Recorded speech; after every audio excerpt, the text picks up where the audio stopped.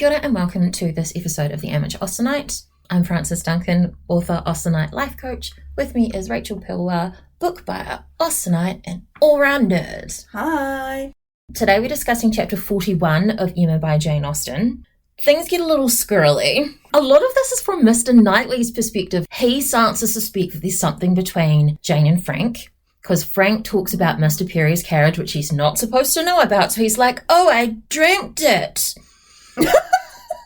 They play with letters that are from the boys' education, so the boys have obviously left at this point. Frank and Emma are having jokes about things while Frank and Jane are having private conversations in front of everybody. It all kind of blows up. Mr. Knightley's a sharp one. He sees these things. Mrs. Elton was talking about exploring parties and how she really wants to do that. And she wants the Sucklings to visit and use their barouche landau, which is basically like a sports car. They're rich. They have a sports car that they can take the hood down.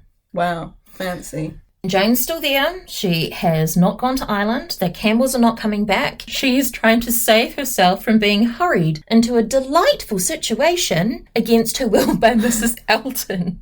Aren't we all? Isn't everybody just trying to avoid being hurried into anything by Mrs. Elton? Yeah. Austen likes to hint things to us. Mr. Knightley, for reasons best known to himself, hint, doesn't like Frank Churchill. Then he starts to think that he's screwing with Emma. Obviously, he's after Emma. It's so clear, not only from the way that he acts, from the way that Mr. Weston acts and Mrs. Weston, but there's some stuff going on with Jane. It lays out his argument. He was at dinner at the Eltons with the Randalls family and the Bates. So Emma obviously wouldn't have been invited because it was the Eltons. But because the Knightleys and the Westons are still friendly people, they will go to the Eltons. Mm-hmm.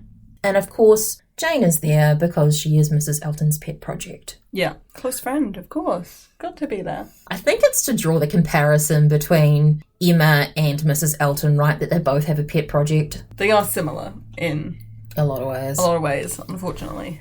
All it is a look. He sees a look between Jane and Frank, which seemed out of place in an admirer of Miss Woodhouse. And that's the first thing that makes him suspect. His next suspicion, two things happen on the same occasion.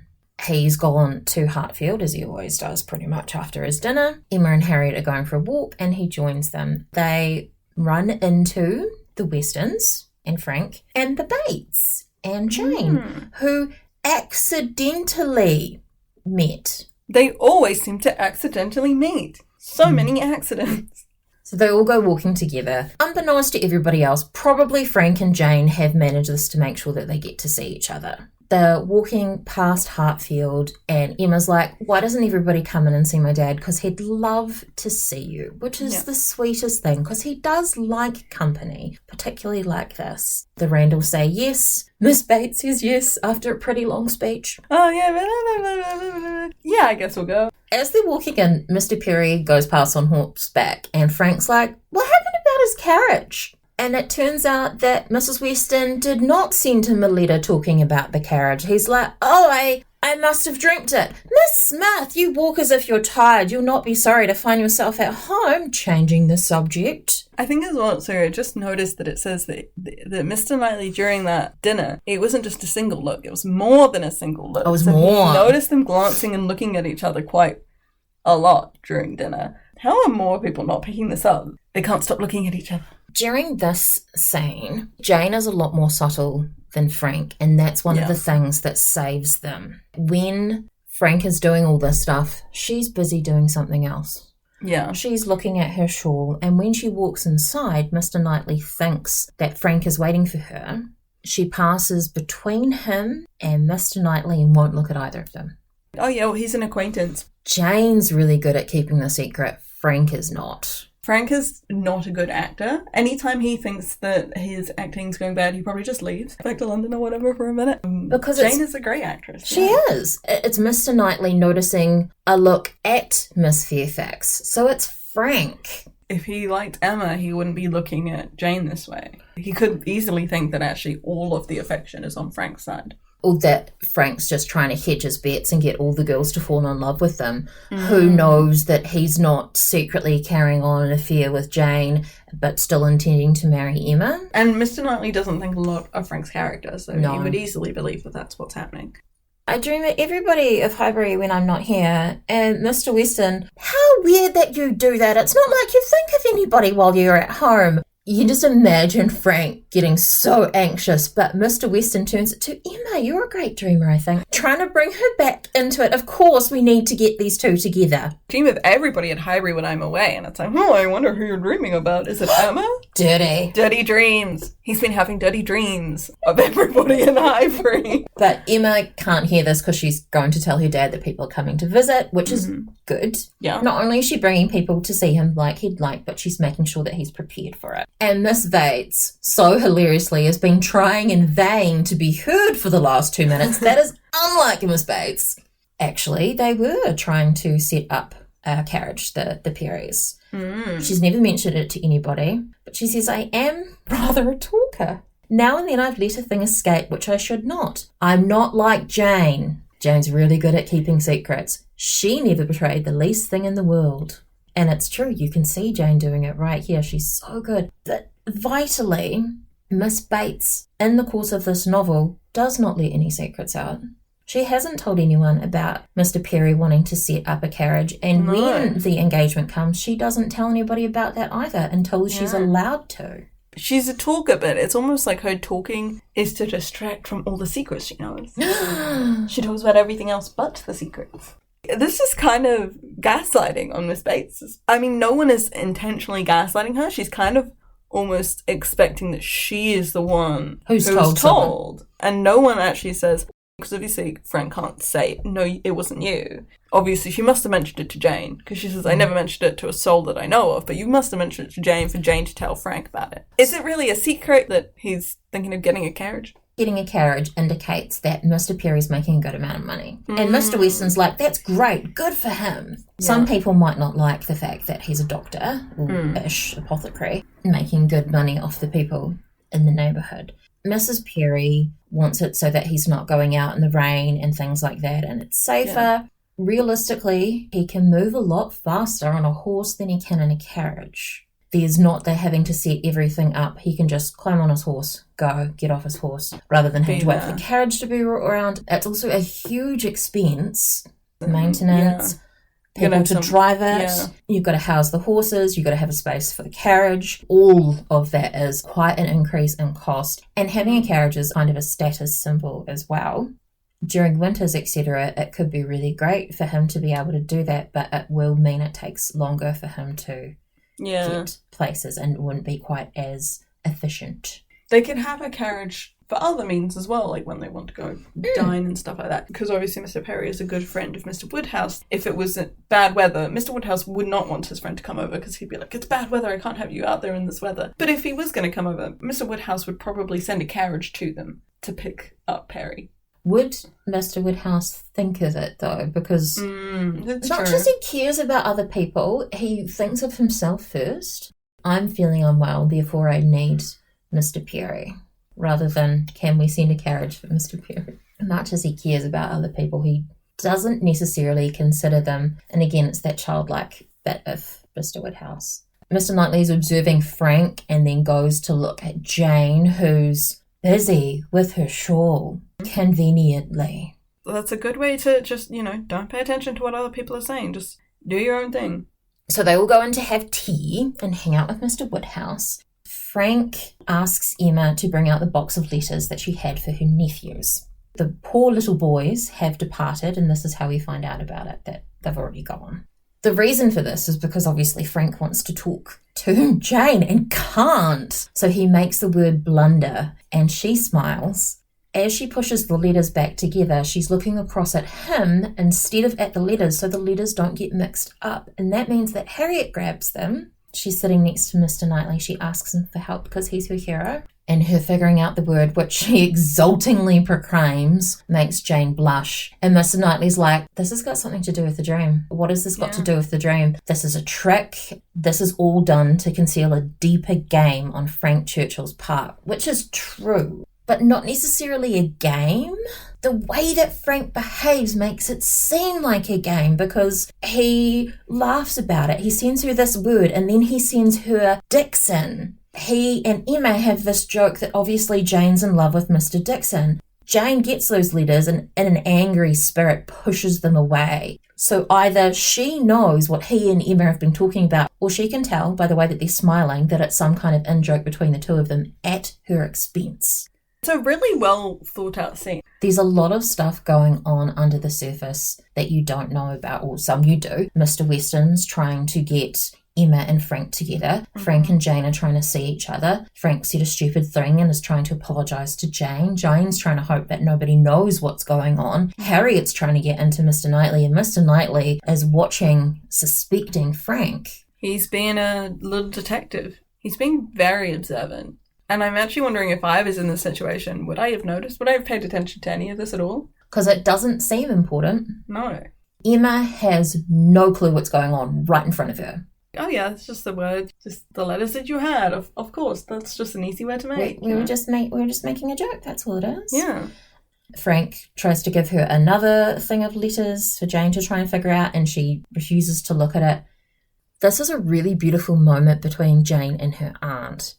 Jane turns away from Frank and Emma because they're upsetting her towards her aunt. And even though she hasn't said a single thing, her aunt's like, I was just going to say that too. It is time that we should be going.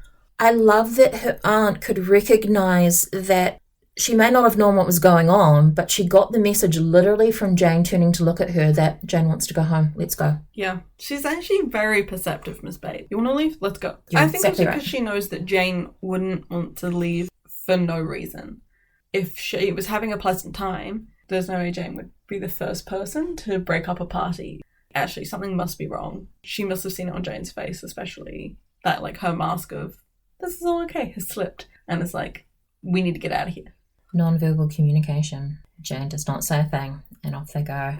She is, like, the silent, strong kind of character, though. She doesn't actually say very much at all in most chapters that she's in. No, we hear about her rather than hearing her.